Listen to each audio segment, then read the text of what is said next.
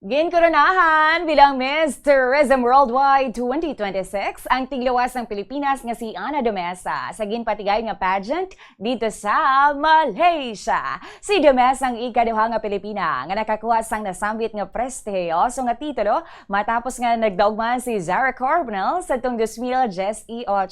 Sunod sa newly crowned Miss Tourism Worldwide 2026, ginaobrad gid niya ang tanan nga masarangan kag nagpangamuyo man para nga mangin maayo kag matahom ang iyang performance. Nagapasalamat man ini sa tanan nga nagsuporta sa iyang pageant journey, tub-tub nga isa na siya ka-title holder.